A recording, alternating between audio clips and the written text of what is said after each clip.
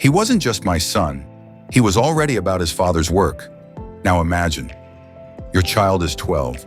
You've raised him in love, in truth, in obedience. You've watched him grow strong and kind, thoughtful beyond his years. But one day, you lose him. In the middle of a crowded city during the holiest feast of the year, he's gone. And when you find him again, his words pierce deeper than your fear ever did. It was Passover. Every year we made the journey to Jerusalem. It was tradition, but it was also worship. Joseph led. Jesus walked beside him.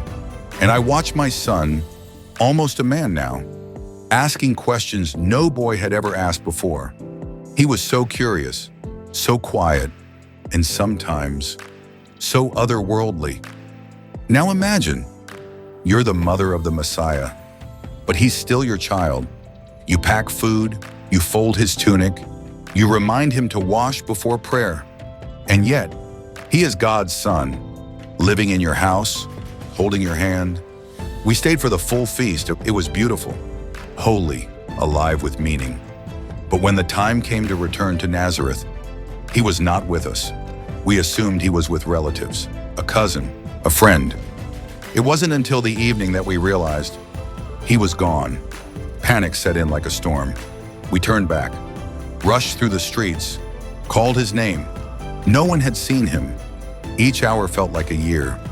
Each step felt like a question I couldn't answer. Where would he go?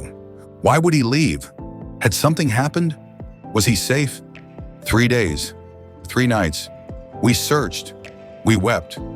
We feared the worst.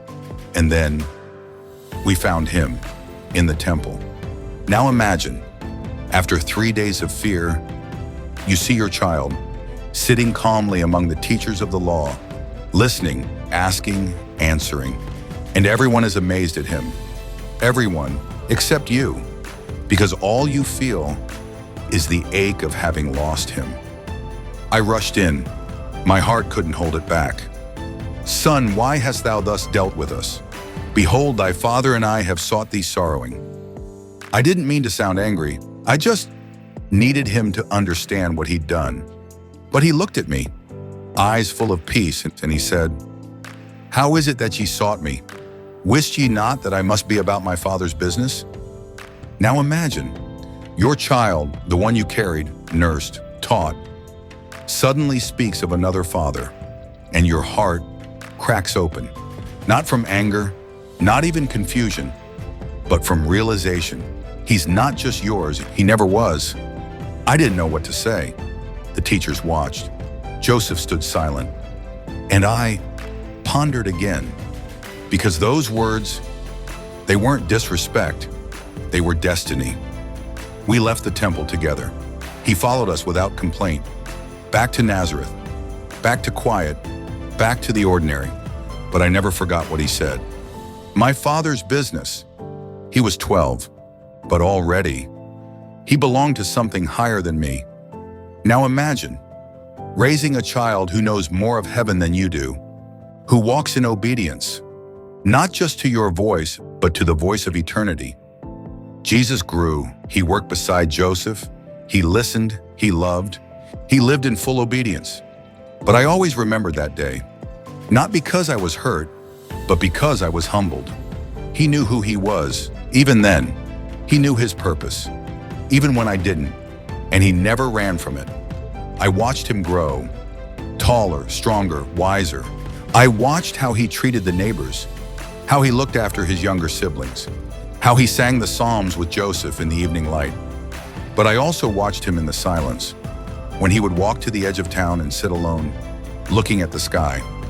I knew he was listening, not to me, not to Joseph, but to the Father. He was always listening, even at 12. Now imagine, realizing that your child is already preparing for a mission that will one day take him from you. It changed the way I prayed. I no longer prayed for control. I prayed for courage. I no longer asked for clarity. I asked for peace, because I knew he would leave again one day, and the next time, it wouldn't be for 3 days. That moment in the temple was a foreshadowing, a warning, a gift. Because even when I lost him, he was never lost. He was exactly where he needed to be, doing exactly what he was sent to do. He came home with us, obedient, loving, quiet, and yet, I could never unhear what he said. I must be about my Father's business. That was the beginning. The first time the veil was pulled back. The first time I saw the distance between Mother and Messiah. Not a cruel distance, but a holy one. A distance filled with purpose and love. I still held him, still kissed his brow, still sang to him at night. But now, I watched differently, because now I knew. I was raising the lamb. Hey, thanks for spending this time with me. If something in today's message spoke to your heart, take a look at the playlist. There's more waiting for you there. Every video is part of a bigger journey, and I'd be honored to walk that path with you. You know, sometimes we just need a little reminder that God is still calling, still reaching out, even in the quiet. If this message drew you closer to Him, maybe just sit with the next one. Let it speak to you too.